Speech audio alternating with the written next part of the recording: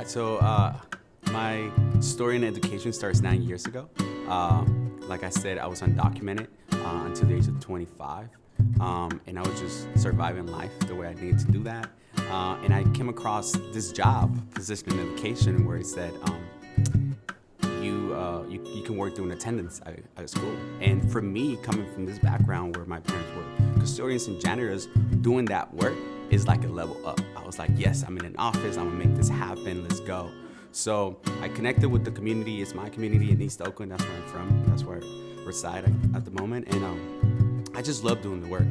But when I was in that environment in the school, I started seeing discrepancies all around race, around dynamics, around students of color and teachers who are white. And I was like, there's this bridge that needs to happen ASAP, Rocky, and make this happen quick, because our kids they don't know how to navigate the world outside their communities.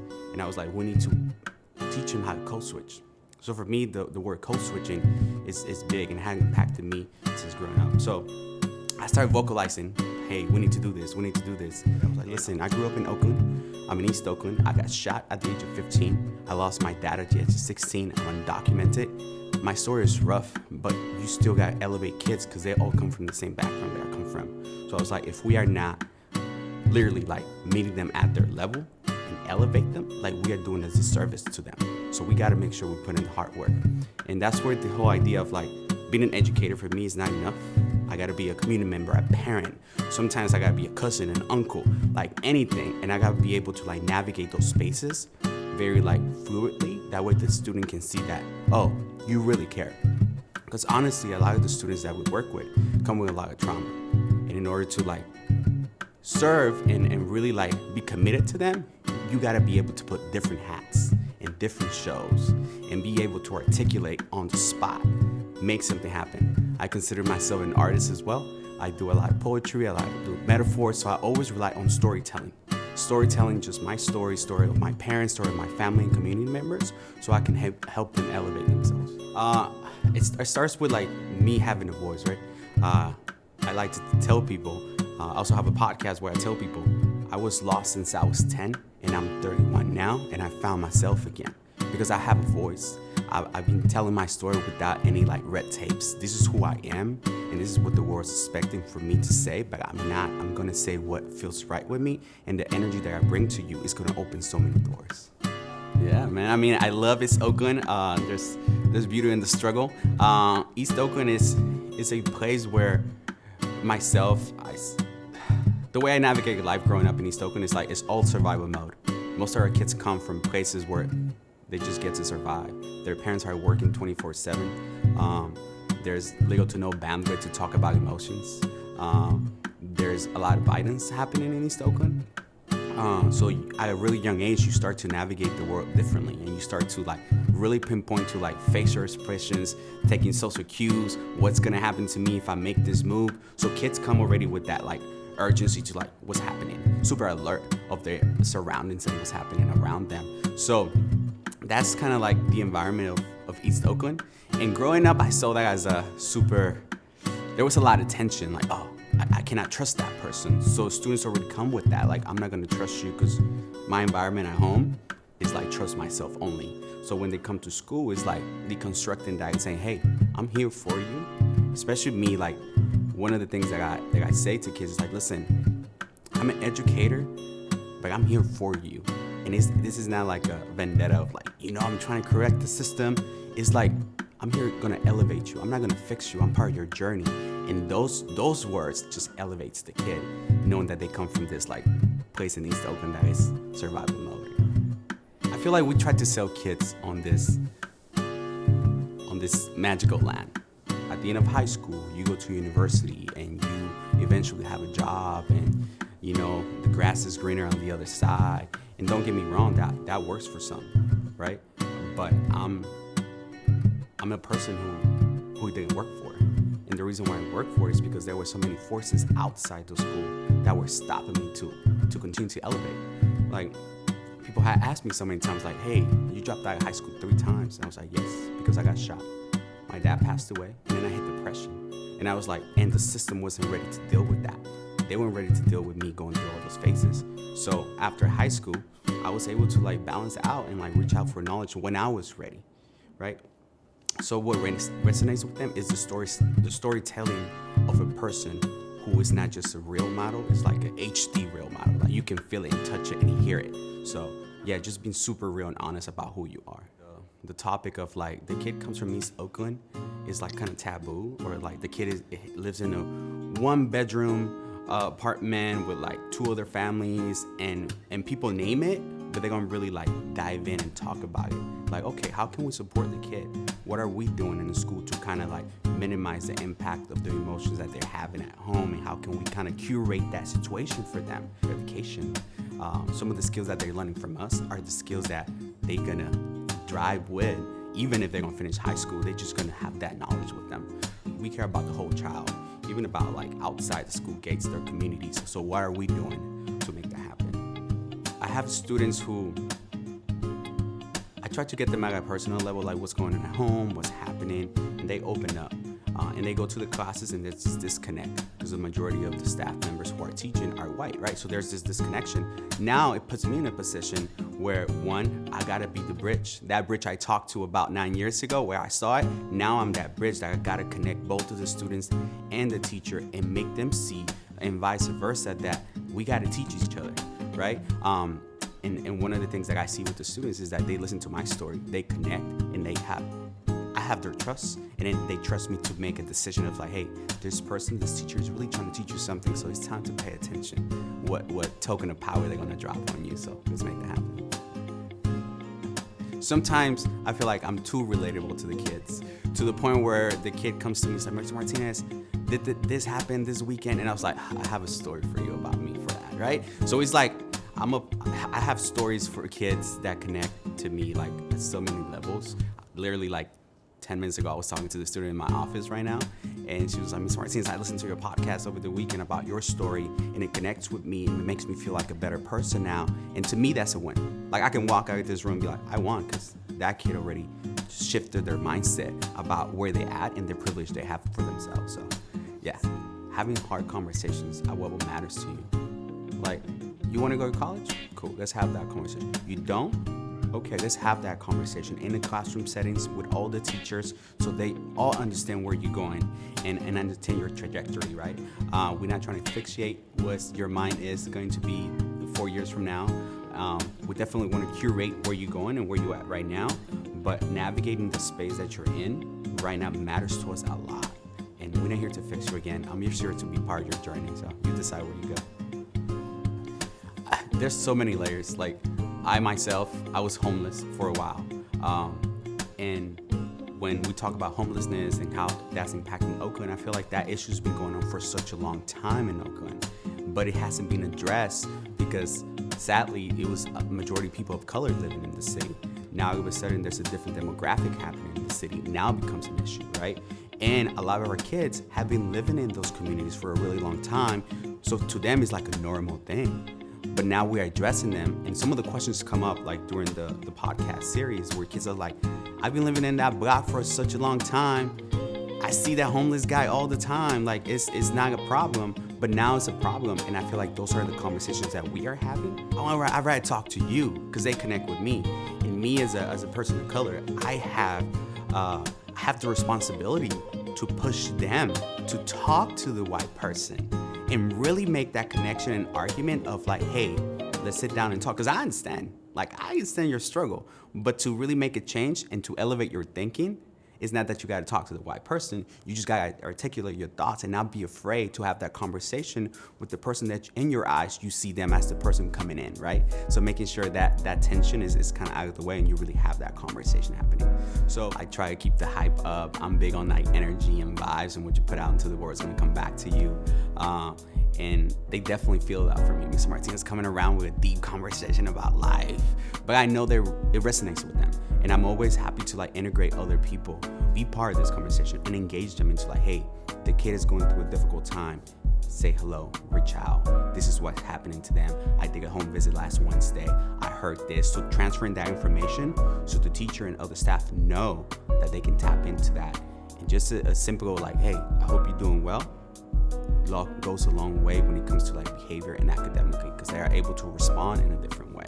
if you are working in education and you are doing projects outside education, like personal projects that connect to like the bigger community that you live in, like definitely bring those projects into your repertoire of like tools working in education, because that gives you more leverage on like what to do with students. I can give you an example. I have a podcast, it's called Noche Galactica, and I also have a magazine where I do project-based learning out in my community. I bring adults from the community to write about their stories and what does it mean to elevate people, what does it mean to create space to share your stories. I bring that in, I share with the students, so not only they see themselves and their stories, they see the stories of their parents, their family members on a magazine that is published out throughout Oakland, and definitely like connecting those dots for them so they're able to like feel like they can make it happen for themselves too. I feel like have lived through my story is like a powerful story, and I tell students at the end of the day, all I have is my name and my story. Like all these different pieces of like education and knowledge and degrees and badges you can flash around, that's good for certain people, but for me, my story, my name is what I have. And when I'm out in the grocery store with kids and they see me, Mr. Martinez is there, they behave a certain way, like, oh, Mr. Martinez, we gotta meet his standard and like expectations. And I'm always like, yo, like I want you to be you and follow your path. Like if you want to be a writer, look at me. I'm super transparent on what I do. I do music, poetry, and I write, but that's who I am. And you gotta be like self-centered individual that's always preaching on what you do. Like honesty and being and like true to yourself is what you have. So always representing yourself that way. And again, that's where I tap into my metaphors, right? I was like, you know how when you are in a basketball game and you are the point guard, you are always in position to make the right move. That's where I need you to be with me in this conversation, because we gotta connect and we gotta make sure we're locked in and come up with a better approach. So storytelling metaphorically, like it connects with the kids, because a lot of the times, and this kind of brings into the point, but a lot of the times I feel like a translator, and not a translator from like English to Spanish, or it's just a translator from like English to like Ebonics, or like English to like what kids are speaking out in their block, in their community. And I'm able to navigate those places because I'm able to code switch really well. And that's what kids are like learning from me as well. When there's no one code switching and kind of deciphering what the kid is saying, because sometimes they're saying the same thing. You just gotta sit down and really like understand that. So I have seen it when things get misunderstood and taken out of context, and it becomes like a thread. It becomes like all these different pieces where I'm like, no. Let's sit down and let me break this down for you. I literally pull up sticky notes and I start drawing timelines of what this means. So when you talk about tools, like that is one of my biggest tools. I draw for kids what they're saying and then break it down to adults who don't comprehend their language of like, this is what he meant. And I'm asking you to trust me, because look at my story, man. And I'm sitting right in front of you, you know? So I was like, trust me, this is what they're saying. So what happens in schools where there's no code switch translator, students get like super stigmatized of like, oh, that's the bad kid, or he's saying, you know, profanity to the teacher because X, Y, and Z. But if we like deconstruct that and really like go down to the weaves of things, the student is just asking for help most of the time and wants to connect genuinely with you. I was ready to give up education because of that, right? Like there was a lot of emphasis on academic growth, and that's beautiful and perfect. And there's a lot of kids in the U.S. that are reading at a really low level. Like it's just acknowledge the fact that our education system is just pretty below average sometimes, right? But when it came down to talking about race and how we can curate the experience of the kids in our communities, it was, I called it, people were not doing the walking the talk and talk. They love talking about how we want to change the world. They love about how they are doing things. But when it comes down to the actual work, it's super hard. And I'm talking about more than 8 hours working as an educator. Sometimes you go to the weekend and you're still working. And a lot of people put boundaries on like, I want to change the world, but this is my constraints, right? So I was just done, especially because a lot of educators were not from the community and they didn't understand what it means to live in the community and serve the community. And then you see that trauma just like happening over and over. And I just feel tired. I feel like I was fighting this battle on my own. I'm tired of pimping my community. I'm tired of like selling hope. I'm not a hope dealer. I was like, I'm here to create change, and let's have honest conversations about what it means to educate Black and brown folks. Like, if you guys down to have that conversation without like minimizing what it means, let's do it. And it's an ongoing conversation. every move that we make is like, I'm always thinking in the back of my head, like, Christian, what does this mean to elevate the kid in this moment now? Okay, and kind of just naming it. I feel like coaching people who haven't talked to maybe families or students from like different socioeconomical backgrounds, race, like just coaching them, be like, hey, during the next conversation we're gonna have, for example, during the next conversation we're gonna have with a parent, I need you to hold this space. This is the space you're coming in to hold with. I'm holding this space for the student and making sure that we are super clear on like the roles that we play in that meeting, because you got to make the family and the students feel safe and know that we are in their team. Because to be honest, full transparency, like parenting in 2020 is really hard, especially with technology. Like you don't know what your kids are watching, you don't know what they're talking to, who they're talking to. So when you are doing this, when you are working together for the better of the child, it's like having two parents, one at school and one like outside, so making the connection is there. Might sound cliche, but a lot of times people say, we really gotta listen to the kids, what the kids want, right? You really need to listen to their stories outside education, like their stories and how they are impacted. And it's on you as an educator or as a human being who's working just in like education system to like put the pieces together and kind of align things to help them in that journey. I think Oakland is a city where if you make it in Oakland, you can make it anywhere. Like the constant struggle, the constant hope and like need to survive is like every day. You wake up and you smell it, you live it, and kids come from those places. A lot of the students come from those places. And when they resonate with like projects that they're working on in school around Oakland, it gives them like a sense of I'm proud of this project because it's my town. And throughout the years, Oakland is being represented as this like rebel city of like, you know, underdog, always making things happen in a certain way. And I feel like that's what kids kind of feel the image, like that's what I am. I'm town. It's town business out here. So making sure that happens. A student that talks about the streets of Oakland. He talks about like just how Oakland, and this resonates with me because it's something I strongly believe in.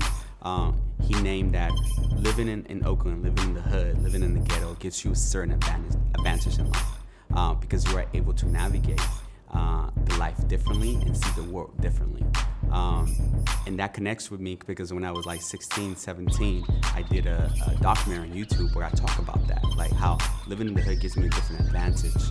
And sometimes it's good, sometimes it's bad, but you gotta curate that and make it best fit for any situation.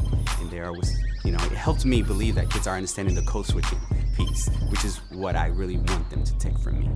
I feel like education is connected to you as a human being in general. Like if you are an educator, like if you're working in education, like you have to have a passion to create change at a bigger lens, at a bigger like a macro lens, like make this happen for everybody. Because there's gonna be some hard conversations that you need to have with people. You're gonna feel uncomfortable because it's not always rainbows and light. There's some dark times, and you gotta be able to persevere and make things happen because you're here for the long run. For sure. Yeah. No, thank you.